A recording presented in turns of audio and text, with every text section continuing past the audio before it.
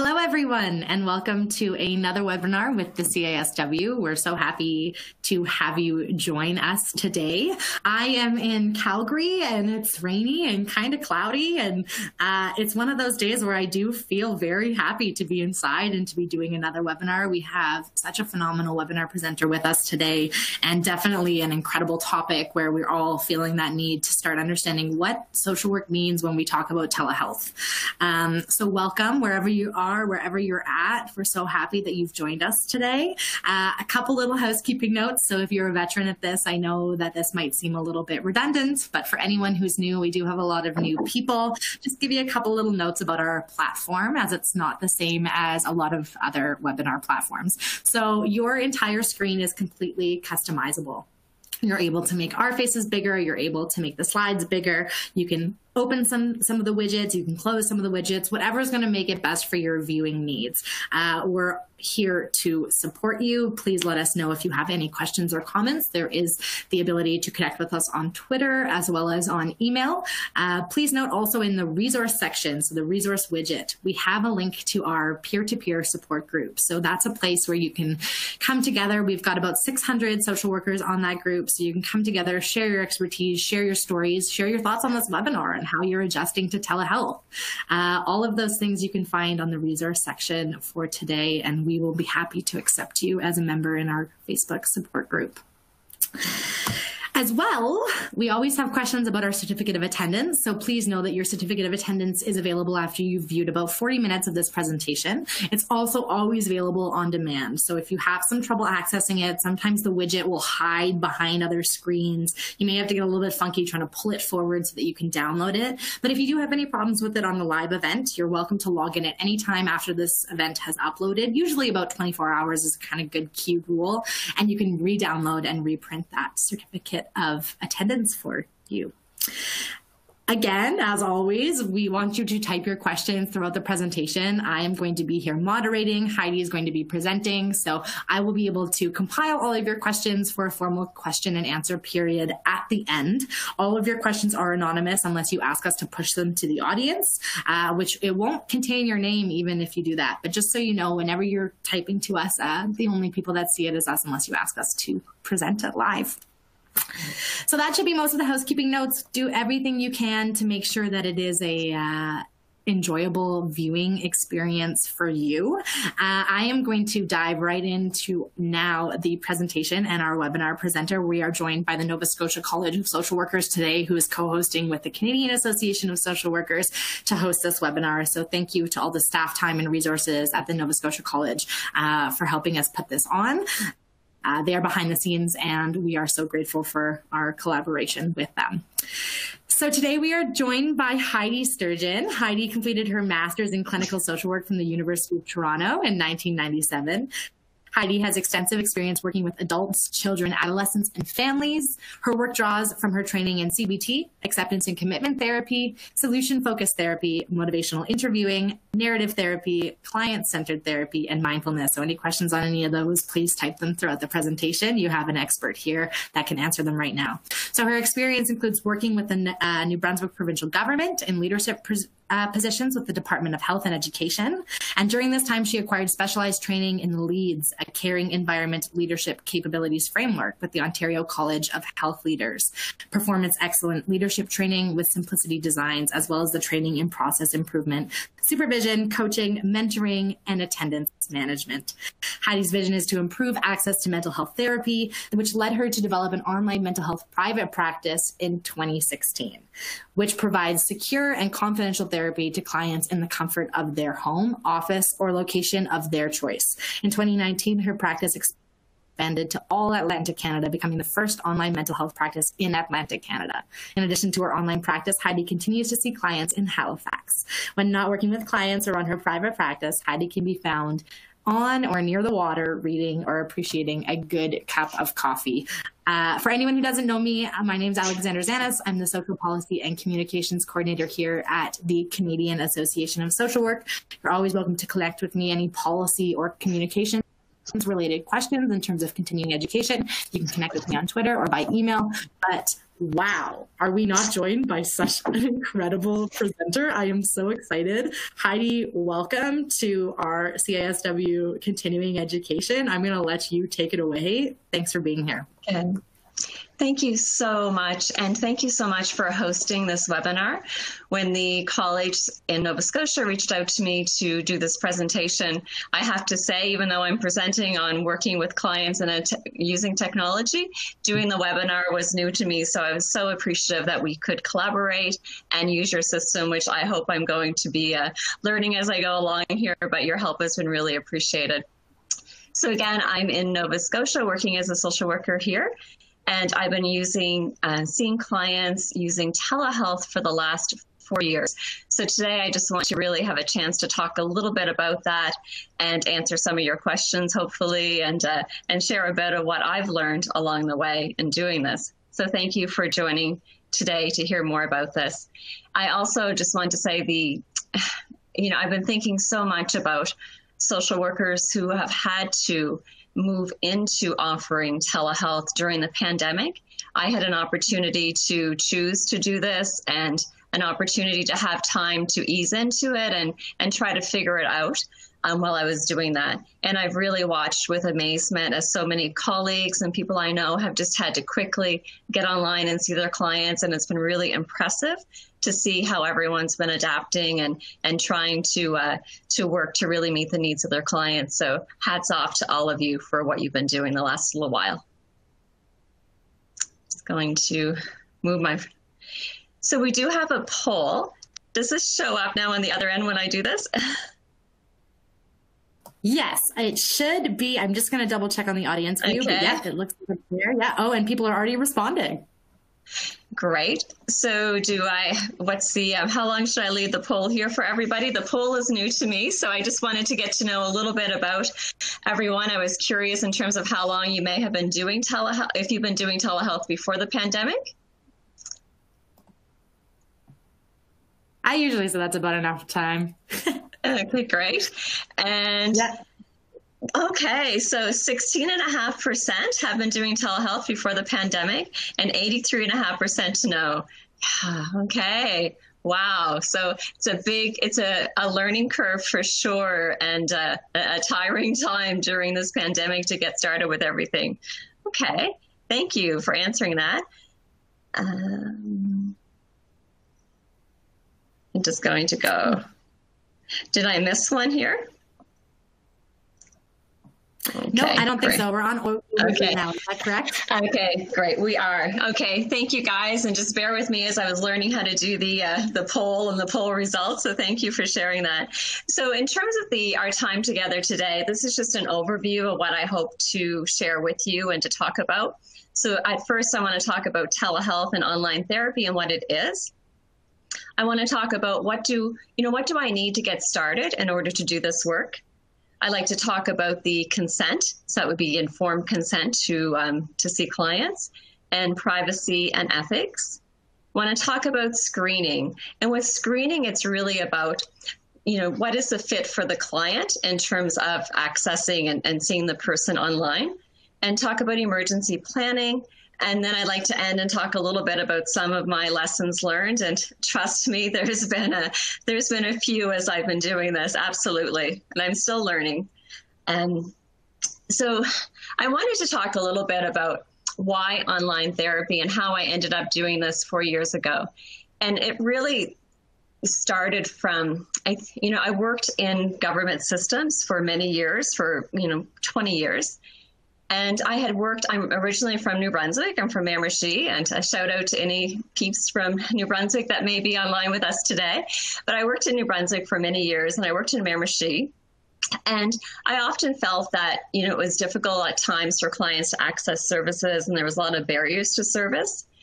And when I moved to Halifax about 6 years ago, I started working for the IWK.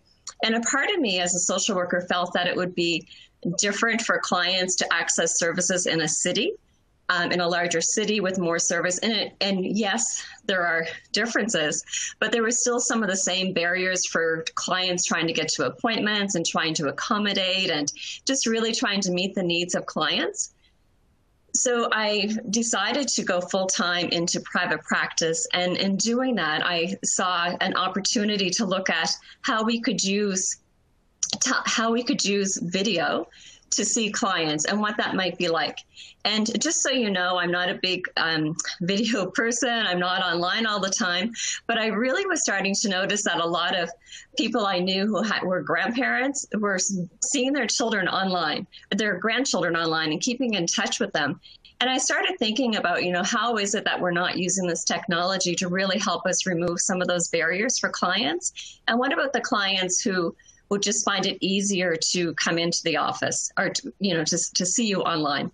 So I started thinking about a bit more about that. And again, going back to my experiences living in a smaller community in New Brunswick, and I was thinking about confidentiality, especially confidentiality as a healthcare professional, that at times, it can be hard to access services because we, as a therapist, if we need to see a therapist, we probably work with those people and they're our colleagues. And so there's some limits to confidentiality and accessing services. And in that regard, there's the convenience, the time it takes when everyone's working and busy to get to appointments, thinking about childcare and all of that.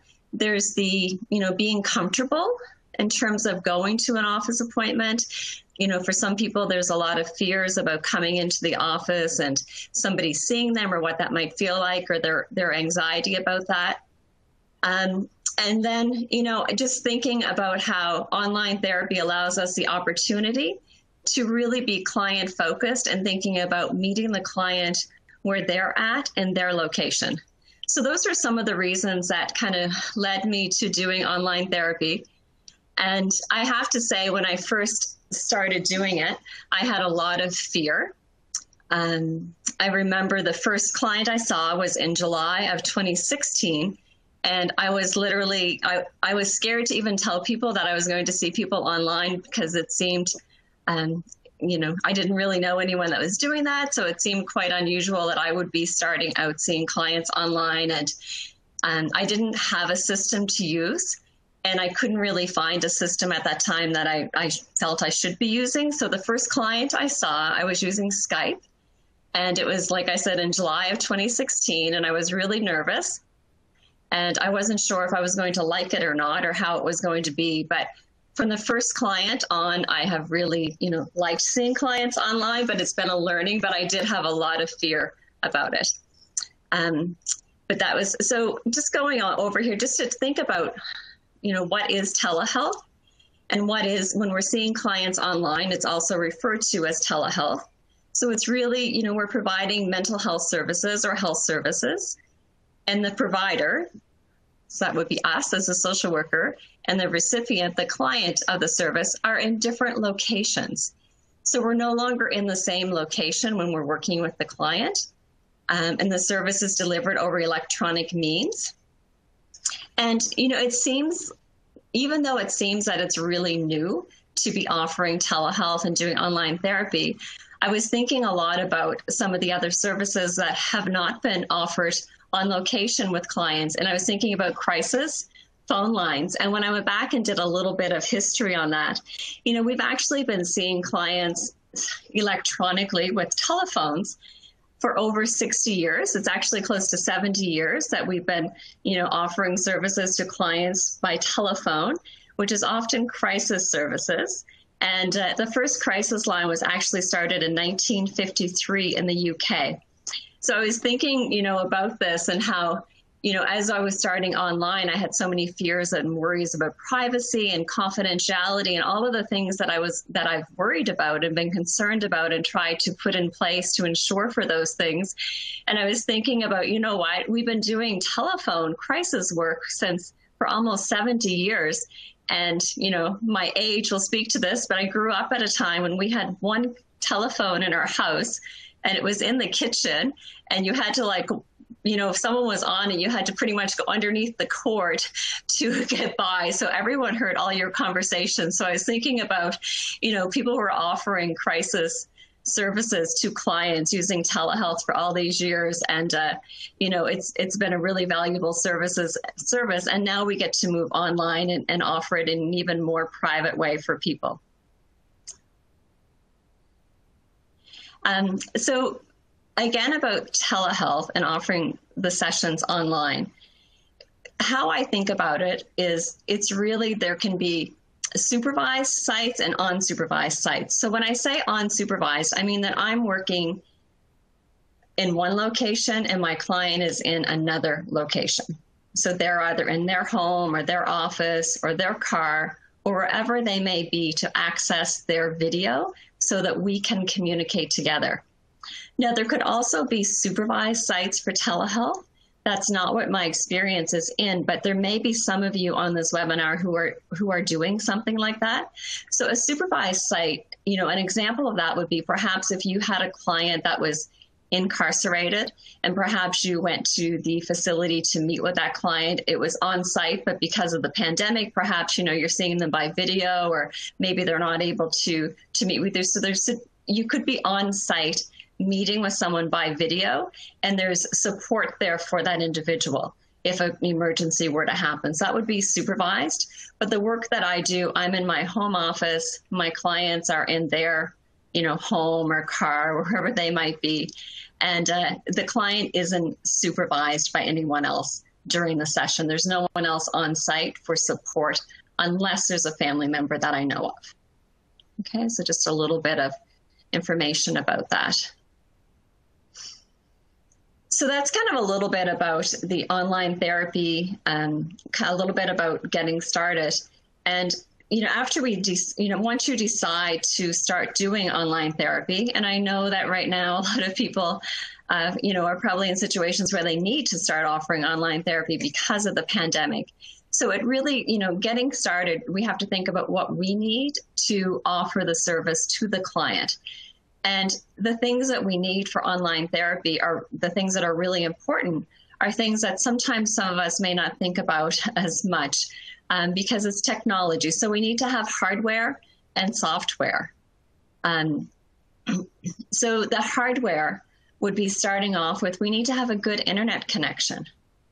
And that has to be an internet connection for you as a therapist or as a social worker, and also for your client needs to have access to an internet connection. So you can check with them to see if they're able to, you know, do they watch Netflix? Can they stream movies? And they can kind of check and see. And you can check your home internet connection just by Googling internet speed test. And you can check the speed of your internet to kind of know what it is. And that can be really helpful. You also need to have, knowing you have a good internet connection, you have to have a good working computer.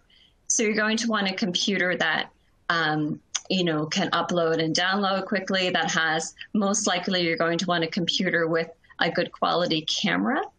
If your computer doesn't have a good camera, you can purchase an HD camera, like a webcam, little camera to put on your laptop or your computer. So that's another option, but you definitely want to have a good camera for the video.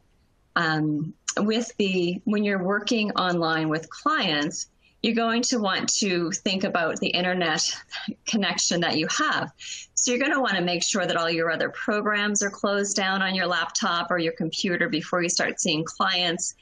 You know, if you have children or a lot of people living in your home, you may want to ask them not to be streaming things, not to be using a lot of excess Wi-Fi and internet while you're online with your clients, to ensure that your computer is working well. You're going to want to have headphones. A lot of people like to have a mic. I use headphones and I don't use them. I have not used a mic with it. I find my headphones are fine and the audio with my laptop works well. A lot of people prefer to have headphones with a mic. And so there's different options that you can purchase for that. But I do find I really like using the headphones. You're going to want to ensure you have good lighting. And the lighting is really important because you want to know that you want the clients to be able to see you well, and you also want to be able to see your clients well. So if we have a lot of overhead lighting, you might notice behind me there's a light on my ceiling. I'm not sure if you can see that or not. I never have that on when I'm in session with clients, because if I do, it will cast a lot of light on me and a lot of shadows, so the clients wouldn't be able to see my face. If you have a window in your office, you're going to want to have it sitting so that your desk is facing the window. You don't want the window behind you because you don't want all that light coming in on you as well. That will make it harder for the clients to see you. There are some different things that you can get for lighting. There's something called a ring light, and you can just Google ring light and for telehealth, and they're on Amazon.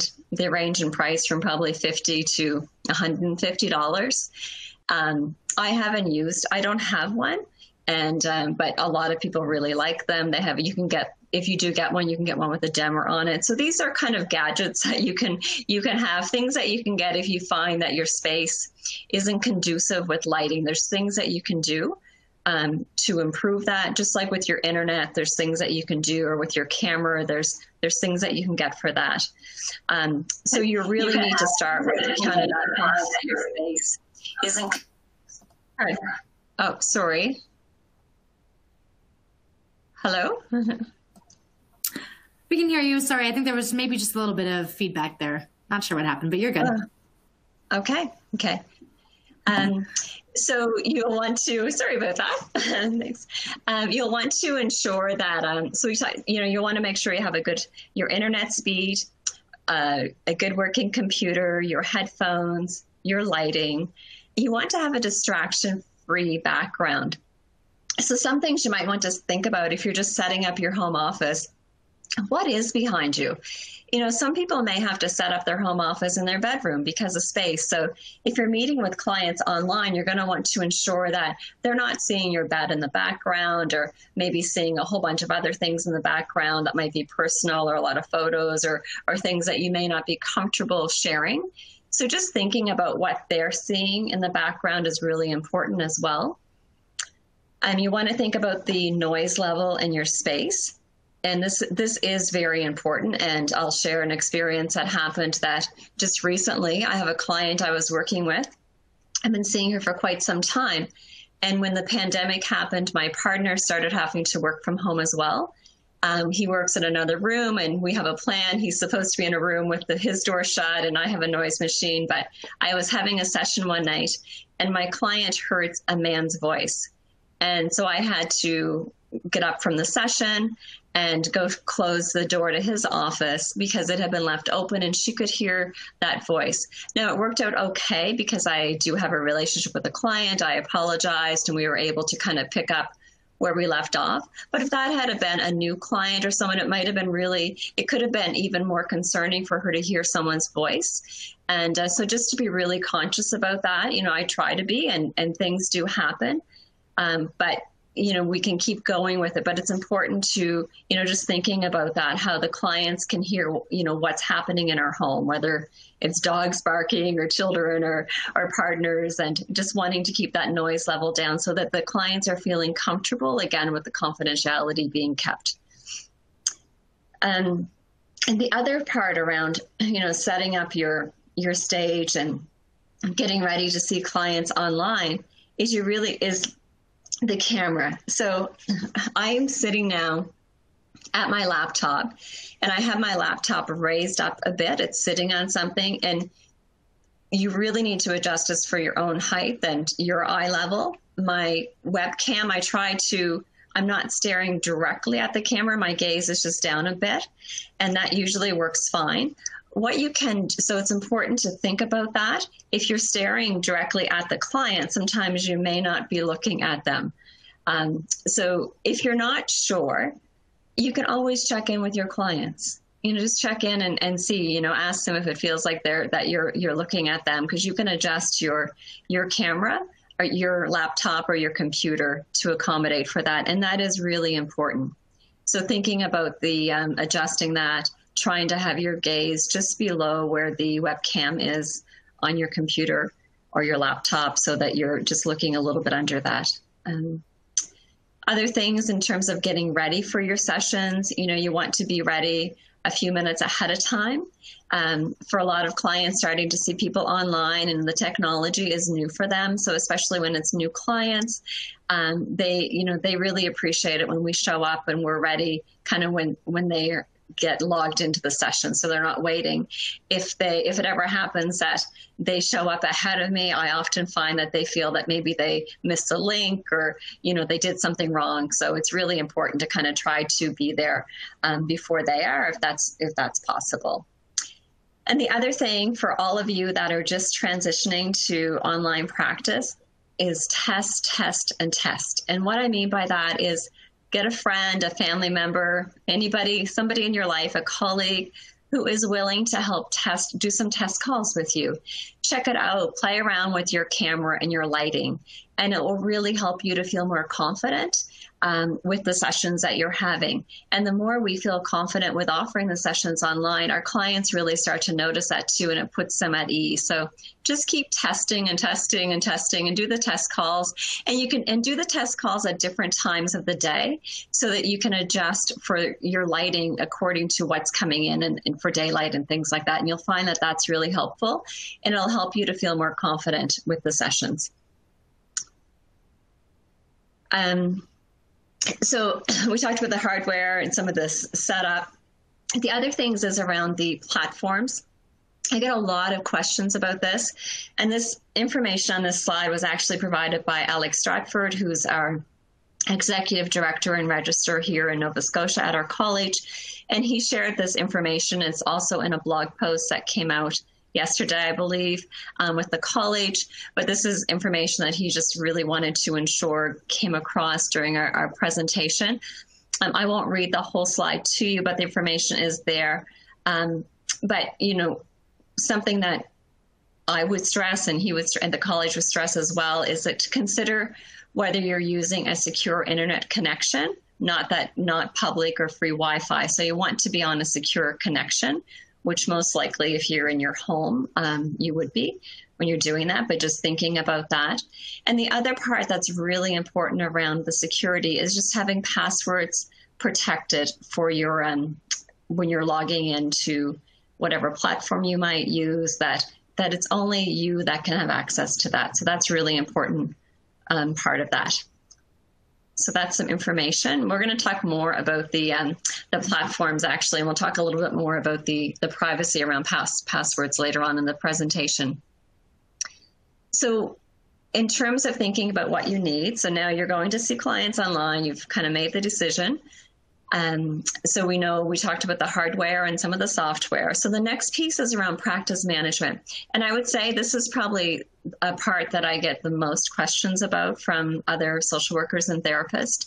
And the practice management is really, how do I see my clients? What do I do? What system should I use? What works best? What's okay?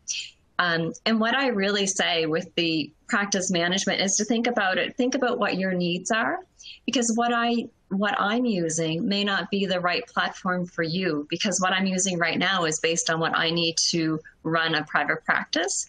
And depending on where you're at, that may not be what your needs are. So if you think about, if you want to see your clients by video, and that's really the main thing you want to do, and perhaps you work somewhere else and you have everything, you have all your forms and your files, and you have a way to have everything set up except the video, and you just want to add the video onto your practice, then there's some options in the first column of this slide that are for video. So Doxy offers free video. You can sign up for it. They also have paid versions. What I would encourage you to do, I think the paid one is around $35 a month. There's different opinions on Doxy, whether people like it or don't like it, but it is very widely used. Again, I think because it is free, it's an easy option. It's really easy for the clients to connect with Doxy. Sometimes people feel the video quality isn't as great as they would like it to be. And with the pandemic, there were so many people logging in at once that there seemed to be some problems with that, but I'm hearing that that's kind of getting worked out again. So again, I don't use it. I have tried it. But I think if you're looking for an option for video, it's definitely an option worth trying, and it's also free. VC is another option that's free and is available for video only. So again, if you're just looking for a way to see your clients by video that has some security around it, these are options. The next one is Zoom. Now, Zoom is, we've been hearing, there's been a lot of talk about Zoom lately. There's different versions of Zoom, and there is a paid version of Zoom, which is Zoom for Healthcare. Now, that costs around $200 a month, but you can have up to 10 different therapists using that paid version of Zoom, which is around, like I said, $200 a month for the video. And it does work really well. The thing that's great with Zoom is that most people are familiar with it. And a lot of clients are using Zoom in their workplaces right now. So they're finding, or they're using Zoom to see family members. So it's becoming a name that people know. So, they're familiar with it. So Zoom for Healthcare does have more privacy requirements than the free version does not meet privacy. But it's an option for people to choose, absolutely. But the Zoom for Healthcare would be the one that is more private and secure for healthcare. But it does cost around $200 a month, but up to 10 people can be on that plan. Then there's Meti. Meti is actually a system I used to use, and it's a company. Meti was developed in BC. And it was developed by physicians for physicians. So it's very much a healthcare system. The reason I moved away from Meti was it didn't offer all of the things that I needed to manage my practice. But the video did work with Meti. And I can't remember how much it was because it's about 3 years ago now that I used it, but it was definitely reasonable at the time. Microsoft Teams also has a video option. G Suite has video option. I have not used either one of them, so I can't comment on them, but they're definitely ones that you could look into if you're looking for video. And then there's Skype for Business. I have used Skype before, but I haven't used it in a while, and I hear they've done some upgrades and the video is a little bit better. But again, I haven't used it in a little while. But these are things, it's really important to kind of test them out and see what's going to work well for you. So again, thinking, what do you need? If you just need video, those are all options you could explore for video only. If you need video and you also need email and you want to have secure email, these are just some. Hushmail is a Canadian company that does offer a secure and private email option.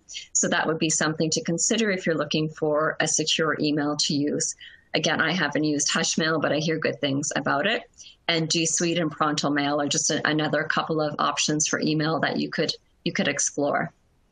The last column here is where we have video, and we also have a practice management system.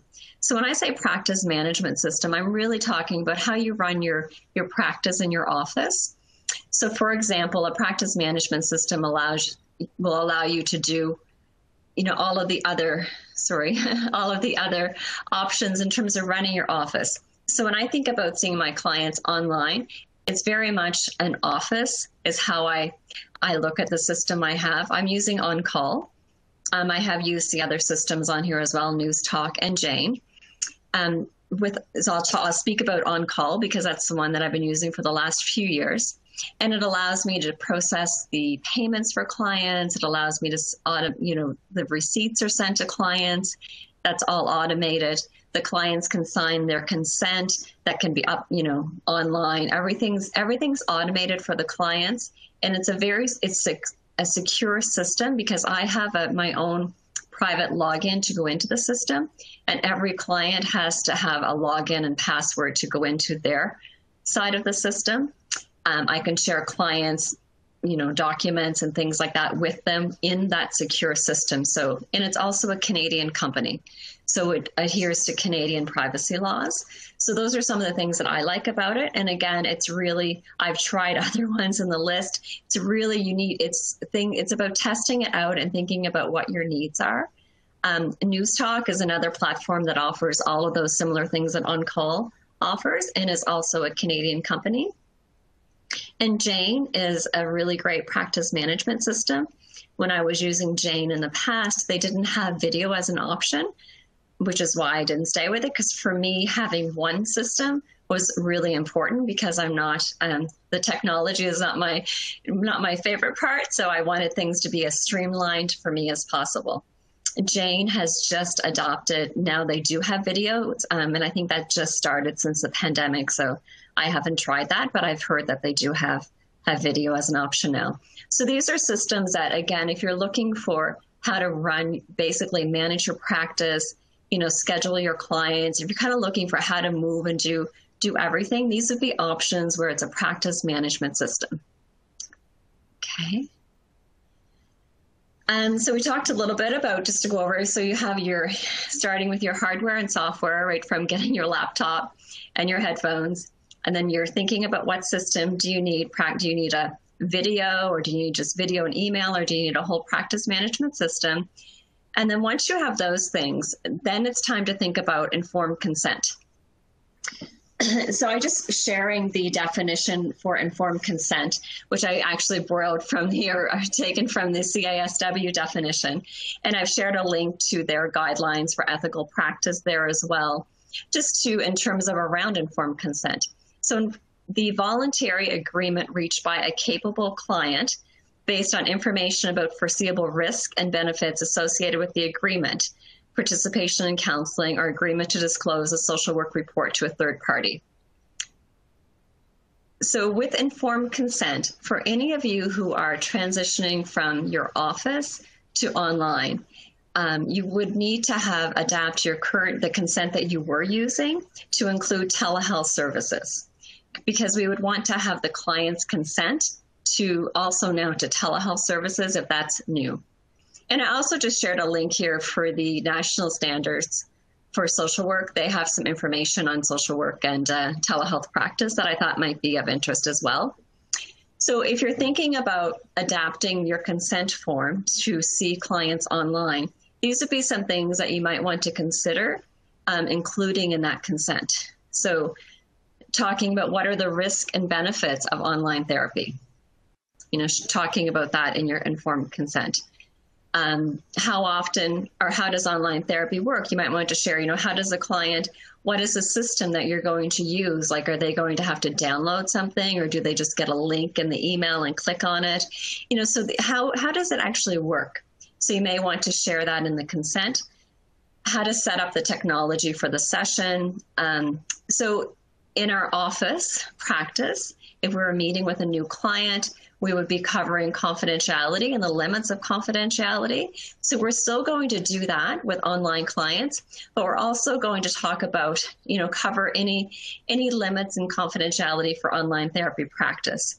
So for example, I often talk to my clients, even though I have it in a consent when I meet with them for that first appointment and review confidentiality, now I'll talk to them also about, where are you having your session? Does it feel private for you? Are you comfortable talking?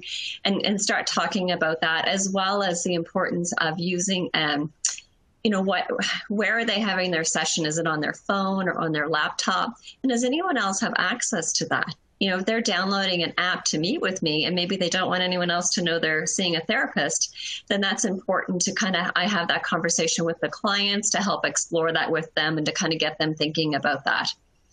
I also, in my consent, that you might want to consider, I have a consent around social media policy and social contacts in terms of what clients, because I have some social media sites, so I talk about that in my consent. As well as the rates, the billing, the payment, how that works, and then policies about how to contact me. So these are just some ideas of things that you may want to consider in your consent, although talking about the risk and benefits of online therapy and confidentiality are obviously extremely important. So I kind of already covered this. I was just saying about the, brainstorming with the clients, where they're going to have their session.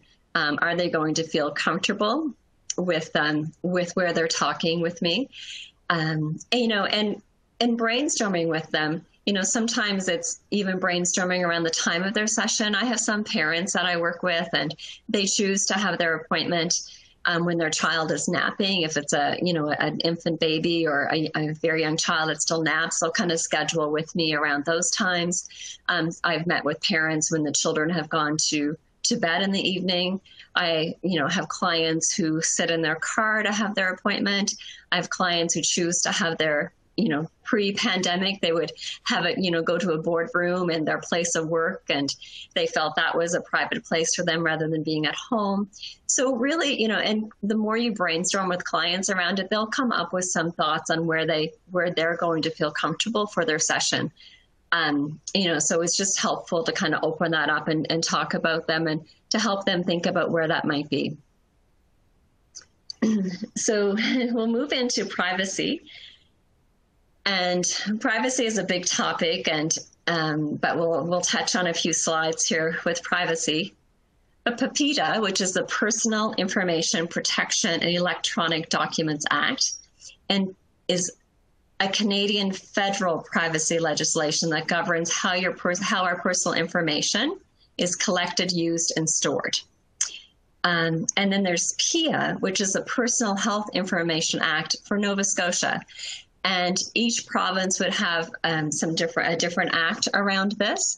And I'm just speaking to I've just mentioned the one for Nova Scotia because I'm presenting in Nova Scotia for all of our other colleagues that may not be in Nova Scotia. I don't want to leave anyone out, but it's kind of, but PIA recognizes both the right of individuals to protect their personal health information and the need for social workers as health custodians to manage a client's personal health information while providing support and managing the client's care and well-being. So as social workers, we are health custodians of client information according to this act. So when we think about privacy and trying to protect the privacy of clients in an electronic world, we have to think that there's, with technology, there is always a risk of a potential security breach with any electronic communication over the internet or phone. The web and phone are not going to be 100% secure. So we really have to think about that in terms of that protection piece as much as possible, knowing that there's always a risk for a security breach. So some of the things that we can do to help clients protect their privacy is we can do this, and we can also encourage clients to do it.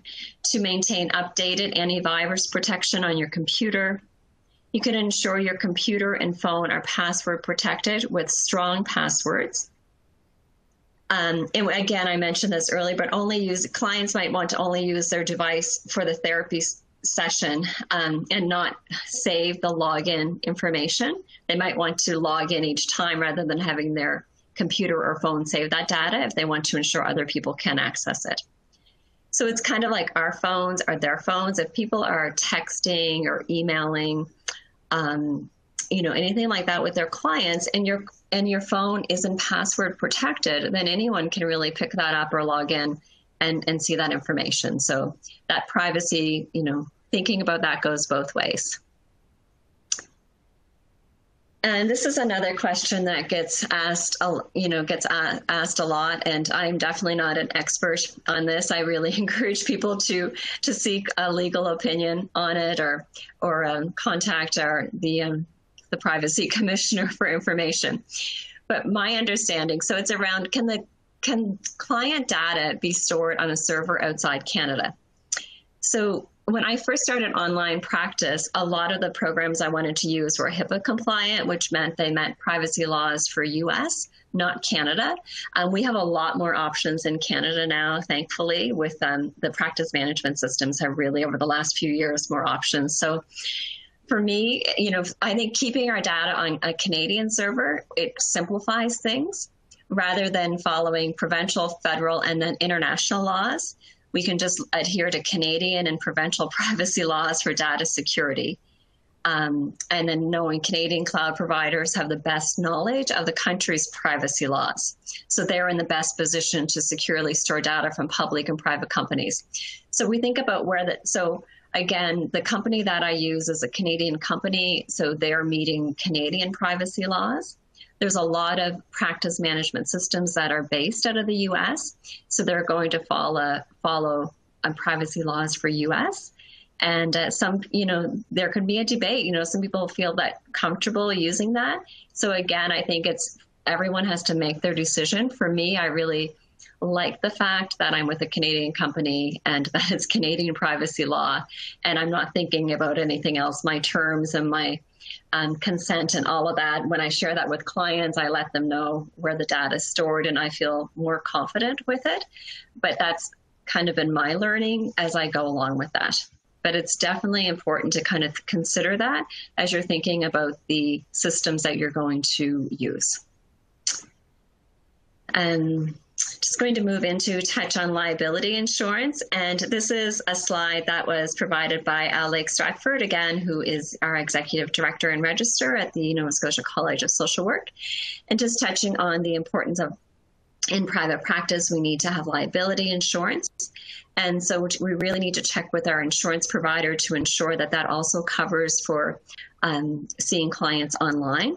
And I do know that the insurance that is offered through BMS with the CASW insurance plan that they have with BMS offers options for this, and has for the last, definitely for the last 4 years that I've been getting the liability insurance through them. And they're always able to answer questions about online. And so it's really good to check that out. And if you're moving to online practice and you're in private practice, to ensure you have that part as well. Sorry, Heidi, I'm just going to jump in here really quick on that liability insurance. For anyone who's looking for any more understanding of if you are a member of BMS with the CASW and you're looking for any more information, we did host a webinar that you can find on our website with BMS on the current state of what your liability looks like amidst COVID. As Heidi mentioned, they love to respond to emails. You can always be in touch with them. If you have any questions, please reach out to them. They're happy to respond. But if you did want to, just a quick refresher, we do have a webinar on what the current state of liability is with BMS we co-hosted. So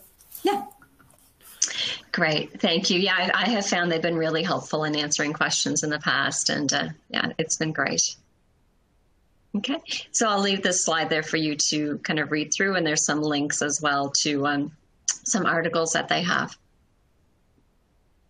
So I'm going to move right along to, we've kind of talked about, touched on kind of from getting your laptop set up to then thinking about your platform and the privacy piece, the informed consent with the client. So the next part I really want to talk about is screening for fit. So how do I decide who to see online? And, it's probably different for who I'm going to see than for who some of you may see in terms of where you're working at right now. But so in my own experience, what I do is I talk to all of the clients before I schedule them for their first appointment.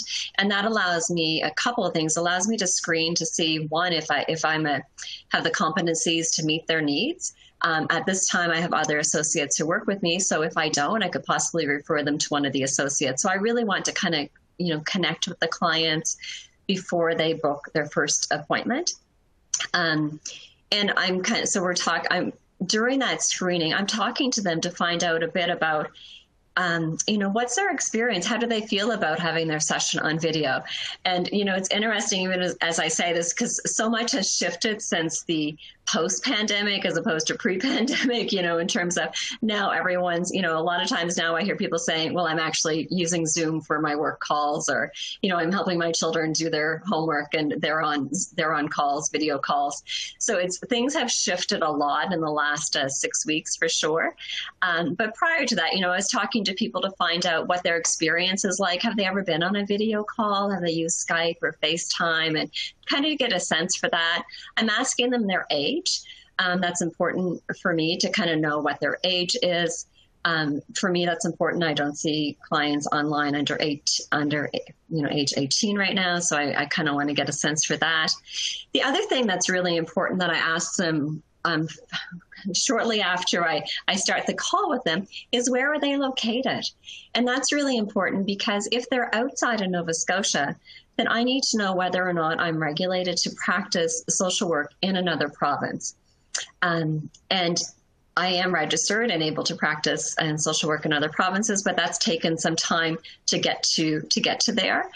So I want to know, that's part of my screening, is it, because if they're in a province that I'm not registered in or not able to provide social work by electronic means, then that's going to screen them out right away. I also, during the screening, once I get to know, that I'm moving towards scheduling with them, I do explore if there's any past or current suicide ideation, because I do want to know that before I start seeing them online. Because if they are a risk for suicide, and if I am going to see them, I'm going to want to start doing a bit more emergency management planning right from that screening call. That doesn't happen often, but I do like to kind of have a sense of that from that initial contact with them. And then, I just go over with them during the screening call. I talk to them about what they will need for video and space. I talk to them about having distraction-free time. I've added some things into my screening. I'm smiling a little bit as I say this because it's been interesting things that show up in terms of where clients may have felt they could have their sessions. And I guess now I try to have the conversation ahead of time. So one thing that started happening in the beginning is sometimes clients would, a couple times clients were driving. I think I even have it in my consent now where I meant to if I didn't, but so I can't have a session with someone when they're driving because, they could be distracted. And what if they had an accident? And then what would be the liability for me? So there's all kinds of thoughts around that. So I asked them to, if they've ever, when that did happen, I asked them to pull over. And once they weren't able to, so I just said, you know what, let's just reschedule. I'd feel better. And, so that was in the beginning. That's one of my lessons learned, was talking about that. I've had clients who want to go for walks while we're talking. And I find that really distracting because the video is moving and I almost feel a little bit nauseous, watching the trees go by. So, I asked for them to be in a space that's distraction free, but also where they can sit for the session. So just some things that I would be looking for. Here's a little bit more in the next slide around registration in other jurisdictions. And this information was again provided by Alex Stratford with the Nova Scotia College of Social Work, and just speaks to the importance of understanding the regulatory requirements outside your jurisdiction. So to me, this is really important, again, just for that screening for fit, that we need to know each of us have that responsibility to kind of know what's expected or what the regulations would be if we're going to try to see a client that's not in the province that we're regulated in. For any social workers on this call who are outside of Nova Scotia, it would be similar. Social workers from outside Nova Scotia must prove to the Nova Scotia College of Social Work that they meet specific criteria if they want to engage in telepractice with clients in Nova Scotia. So it's going both ways. And just in terms of the registration in other jurisdictions, this is a slide to share with you for any of you who are wondering how it works in other provinces or what they may have for information. There's all the contact information that you can look into it if you do have a client that moves and you need to follow up just to find out about that. The information is there. This is a piece that I've really noticed a big shift in over the last 4 years in terms of the information that's available for social workers and understanding the process that goes with this. It's really, I've seen a lot of change, and it's really moved forward, which is really great to see.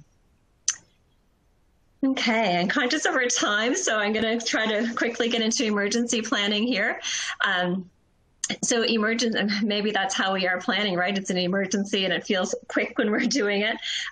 So in terms of, we often think about emergency planning and what would I do if I was in a session and that happened. And, I think it's kind of thinking of it, we're still showing up, as social workers doing our work, and we're just going to the clients just in a different location. So same as if they were coming in and we might be meeting with them and we feel they could be at risk, we want to have a plan and have a safety plan in place and a plan with them.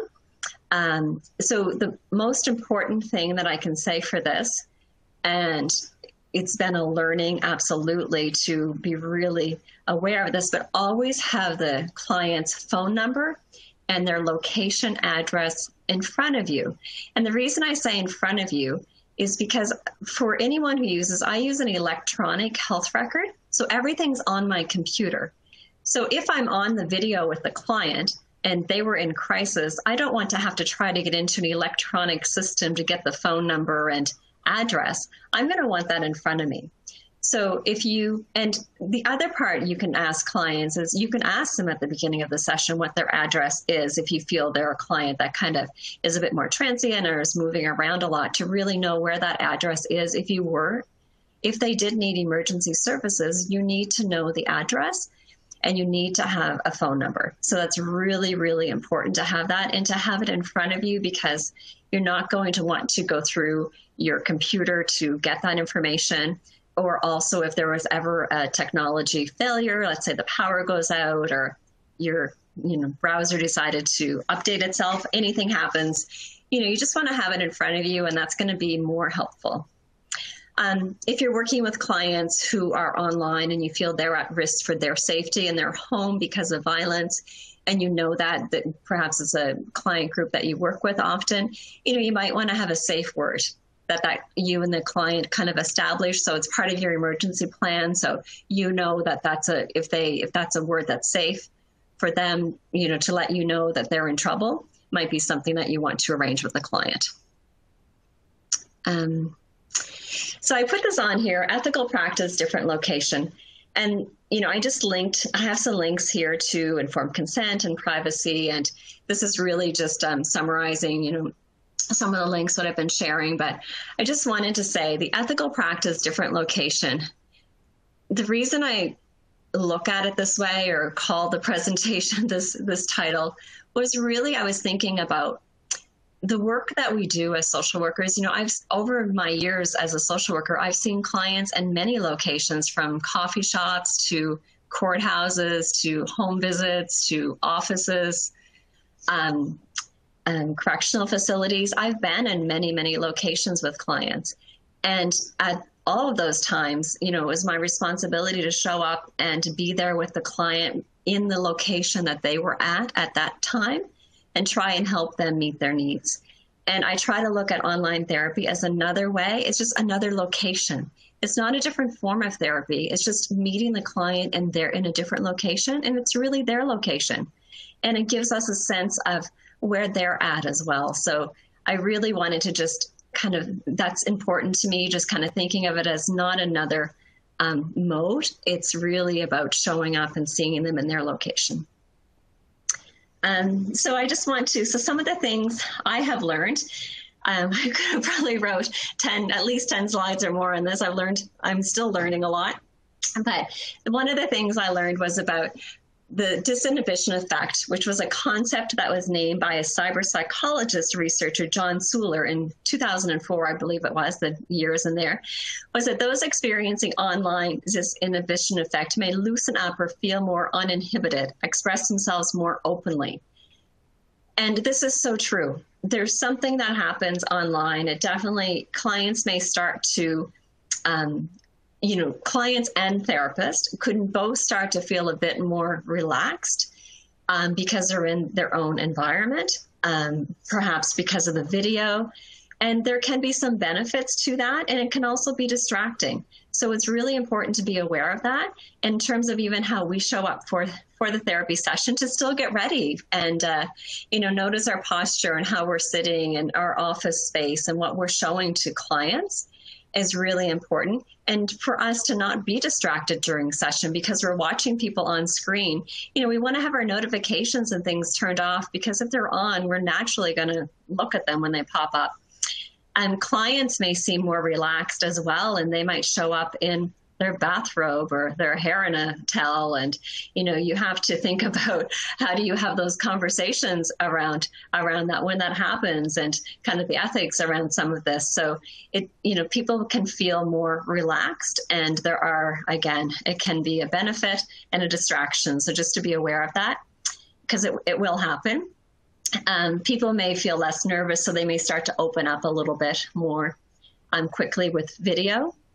The other part I've learned is to really normalize what's happening. Sometimes life happens, someone might have set aside a private space and then their child walks in and they might feel a little bit nervous. Maybe they don't have a relationship with you yet. So just kind of things like normalizing that, asking them if they want to introduce their child if they want to, or, sometimes their dog is barking and they might feel a bit embarrassed about that. And so just kind of normalizing those things a bit has been really, that we're in their environment and they're also in our environment. Just showing up with our clients, and just really just being there, like showing up the same way we do in our offices for them. Having a sense of humor when things go wrong, and things will go wrong. Technology happens, problems arise, and we need to think on our feet and manage that. So, having a sense of humor when that happens is really helpful and kind of can put both ourselves and the client at ease.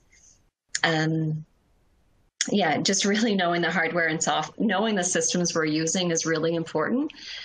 Something I didn't mention earlier, but that was really important to me in choosing a platform, was having tech support. And that was something I felt I needed because technology is not my thing, and I'm doing an online business. So having tech support was another factor for me. So just to kind of throw that out there, that can sometimes be a factor. That was another lesson learned, that tech support is important. Other lessons learned,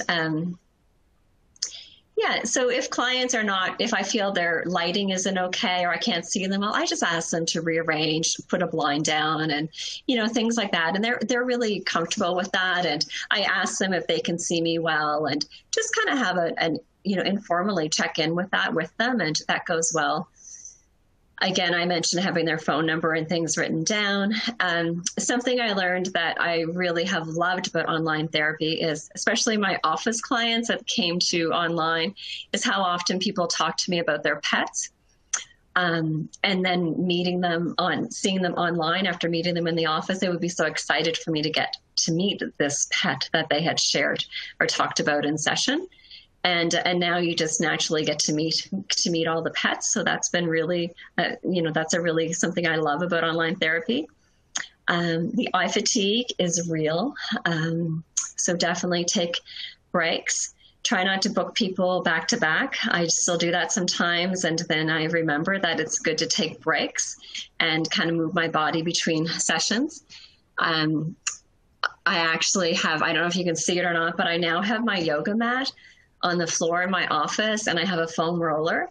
So I would have to actually walk over the yoga mat to get out of my office. So it's a very good reminder that it's really important for me to stretch and do some of those things, because I do get really stiff sitting for long hours. Maybe something with age, I'm not sure, but it's helpful to just have my yoga mat right behind me on the floor. And the other thing I have learned, and this is probably in having a private practice, having my own business, and having a company that's online with technology, when technology is scary and intimidating for me at times, is I've really learned to ask for help. And that hasn't always been easy, but I even asked for help today in terms of my slides, because when I was asked to do this presentation, the first thing I thought about was, when will I get time to make a PowerPoint presentation? And so I have a friend who is a graphic designer, Sarah Hart, and she actually put my slides together for me. I did the information, but she, made them look presentable like this, and did a great job. So asking for help has been a big lesson for me that I have learned. And I feel like I better check in because I'm over my time. We can go about we can do about 10 minutes after our platform allows. So don't feel too rushed. Well, I'll just quickly summarize, because this is just a checklist that is here that basically kind of summarizes some of the things I've touched on. And you could think of it like a checklist for things that if you're starting to see clients online, some of the things that I've already talked about, but they're just kind of summarized into questions you could ask yourself for that. So it's just a couple of pages. The first one is questions, and the second one is just checking in terms of, what do you want to do for paperwork, and what about your filing and email and phone and space, and all of the things that are important in terms of having your practice online. So there's kind of 2 slides there that are really, I won't go through because it's what we've touched on, but you could use it as a checklist for your own practice in terms of trying to think about the pieces that are important for you and starting to do this work. And the last slide is just a link with some of the resources in terms of the privacy and standards and informed consent. And so the links are there for all of that. And I did put the link for Sarah Hart because she is the person who did my slides, and I really appreciated that. And her link is there. She helps people with courses and graphics and all of those things that are important in our work. Yeah, and Awesome. it's 3:05, and yeah, I feel like that was a marathon. It's Totally. like yeah. You got through so much content in like 50 minutes. I feel like it was a lot of content, and I wanted to like stop and ask questions, and I just kept on going. So. Oh, totally. Well, that's tends to be the format of our webinars. So I had a lot of people asking about informed consent and links to that. So please take a look at this final slide. For anyone who is wanting the slides after the presentation, they are in your resource section. So they are in the resource widget in the bottom of your screen. Okay, so I have a couple really great questions. I would love for you to be able to answer if we have a little bit of time. And I'm thinking about the light behind me and all these incredible things. I'm like, oh yeah, I should be more focused. Okay. Some of the questions are, how do you approach, well, one of the really good questions I thought we should bring up, just because of the increased rates of domestic violence, as well as, suicidal ideation, is how do you approach suicidality in screening sessions? Yeah. I just do it as part of the call. It's basically people most people book like a 20-minute consult. I say 20 minutes on my website, but it depends on the person how long it is. But I just say it's 20 minutes, and I just check in with them around. I'll just let them know I'm asking them, I'd like to know a little bit about what your goals are in coming to therapy, and do you have any previous experience in therapy? And, usually as I ask a few questions, I get a sense of, what's been happening. And then I usually just let them know, because I'm going to be seeing you online, or I'm going to be assigning you to another therapist who's going to be seeing you online. And, I really like to have a sense ahead of time if you have any concerns about suicide, if you've ever had any history of suicide ideation or been hospitalized for that, and just kind of bring it about as a way that, because I'll be working with you online, I like to know that kind of up front so we can have whatever resources and emergency management plan in place. And I have to say, when I first started asking people, I felt a little, in that screening, I felt a bit uncomfortable because I felt perhaps it could be intrusive at that point to ask, but I also felt it was really important from a risk management perspective. So ethically, I was back and forth, but as I've been doing that, and I have to say, people have been really, they either, if they do have any suicidal ideation, they usually tell me, or if they've had some history, they tell me, or if they don't, they'll be like, no, I've never thought about that, but I can understand why. A lot of people have said to me, yeah, I can understand why you'd want to know that. So I'm not sure if that answers the question or not, but. Definitely. Oh, definitely. Yeah. I mean, I think also just for a lot of the social workers on this call, and what we've been seeing as well, is that there's a lot more students who are on the calls as their placements have been disrupted, unfortunately. Yeah. So, just kind of bringing it up and having these open and honest communication, even if it feels a little bit sticky. Yeah, absolutely. So, okay. Okay, I'll go on to another question if you don't mind. Yeah. No. I'm happy to answer anything I can. Yeah. Have you ever recorded your sessions at any point? And if you have, what are the considerations for that? Okay, so in my informed consent that the clients sign, I actually say that I ask that they're basically consenting that they will not record the session, and that I will not record the session. So I've never recorded them. And if I were going to, it would only ever be with the client's consent to do that, to have it recorded. Yeah. So just being very transparent, everyone. I think that there is the conversation about ensuring that you have a therapeutic relationship with your clients. And so maybe bringing up recording might, hamper that. So just trying to have those conversations and being open to adapting to clients' needs is really important as well.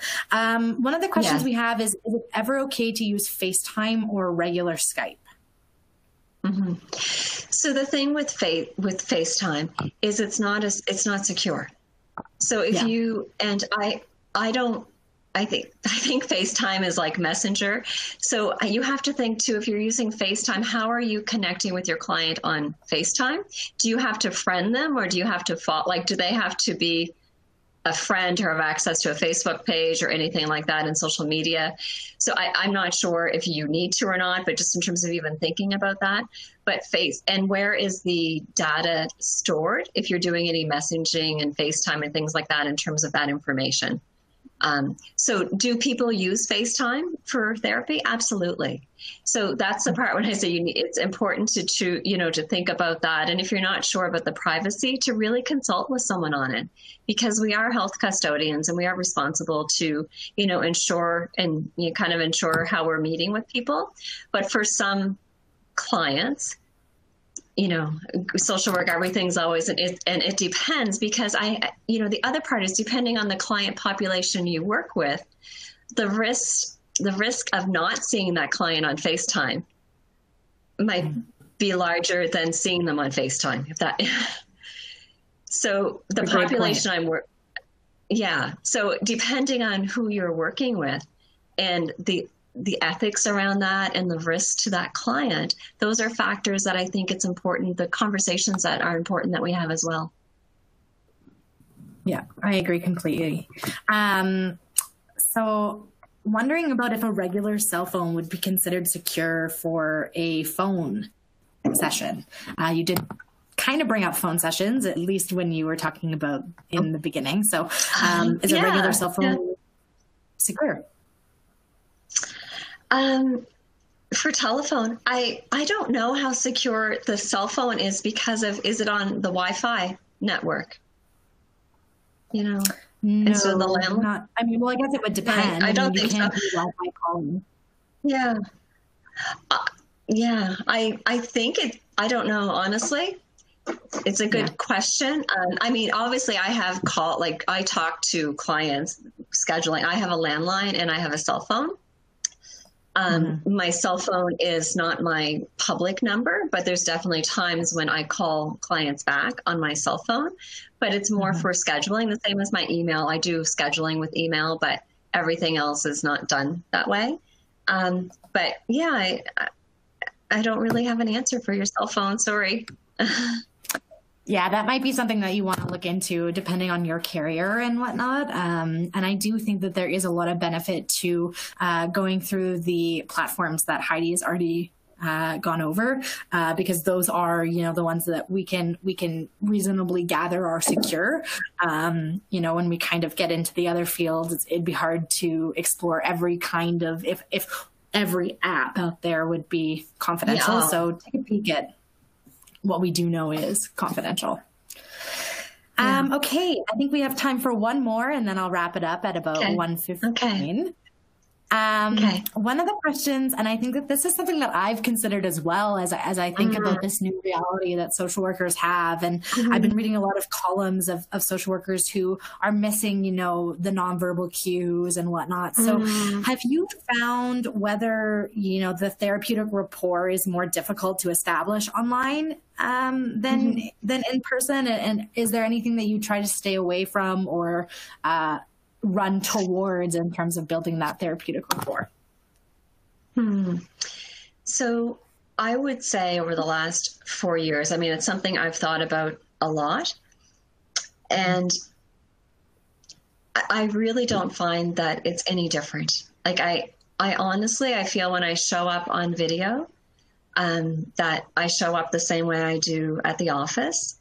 And if clients have a really poor internet connection, and this has happened to me once in 4 years, but somebody scheduled their appointment and then we started the session. I couldn't see them well They did not have good internet. And I stopped the session. I didn't charge them. We didn't go any further. I just told them, I said, like, I really can't provide you therapy because I can't, your internet connection is just not, I couldn't see them. Like they were on video, but could have been their camera, whatever. So most of the clients I work with, I can see them well, they can see me.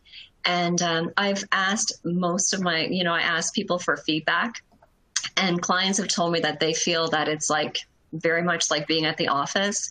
They don't find it any different. I've had clients tell me they can, they feel like they can feel my energy, through the session. I've had a client tell me she felt like she could almost like touch me. It's so like she feels really connected. So I've had good feedback from it. And I think what helps is the more we get relaxed with it, and I mean, comfortable and feel confident and get used to the technology and all of that, the more it helps our clients to be at ease. Same as that with office, same. Yeah, totally. And I mean, being gentle with yourself as well as we're all kind of transitioning to this online world. Yeah, absolutely. And again, for any of you that have just had to transition throughout this pandemic, please be kind to yourselves. This is a huge learning at a time when it's really exhausting right now for people. And there's a lot of stress with everyone. So be kind to yourselves. Absolutely. Yeah, actually, one more quick question we're sorry if we didn't get to your question. There are a lot of people on this call or this webinar. So, but I did want to get to this. Do you have any rationale for, I think you had mentioned that you work with only 18 and up years old. Any rationale for that as to why you don't work with anyone under 18?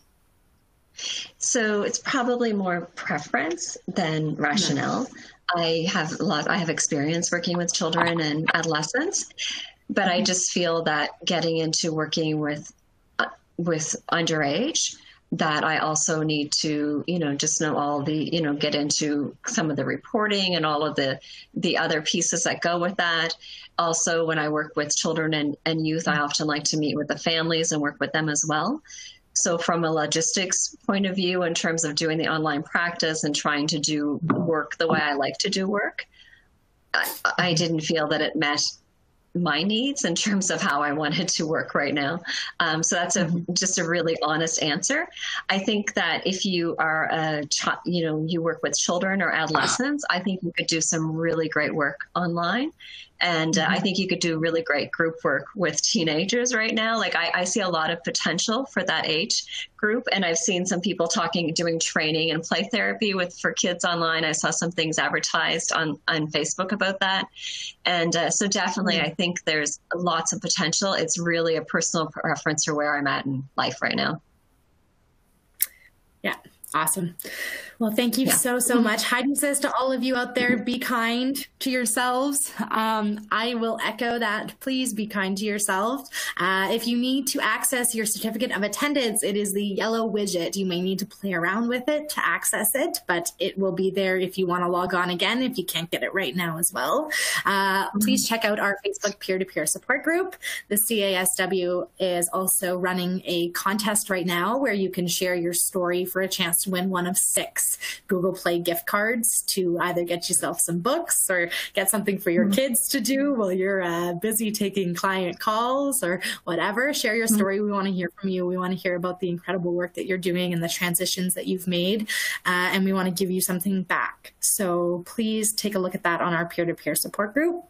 In terms of the Nova Scotia College of Social Workers, and Heidi, thank you so much for taking time out of your insanely busy days to host this with the CASW for our membership. The comments are flooding in right now, and everyone is so grateful. And it was such an excellent presentation. Any final words before we sign off, Heidi? No, just thank you so much. And I'm sorry I ran over time. No. People who know me on here will say they're not surprised, but I am sorry. But it was, just thank you for the opportunity. And if people have questions, you can find me online there. I think my website is there, or contact information. Yeah, in the speaker bios, you can connect with either me or Heidi if you have any questions in the CASW. please always feel free to get in touch, and you can get in touch with Heidi and the Nova Scotia College of Social Workers as well. Again, wherever you are, wherever you're at, we're so happy that you were able to join us today, and that you've been able to ask so many engaging and incredible questions, and just know that we're always here to support you any way we can. So thanks so much. Enjoy the rest of your day, and we will see you soon. Bye. Bye.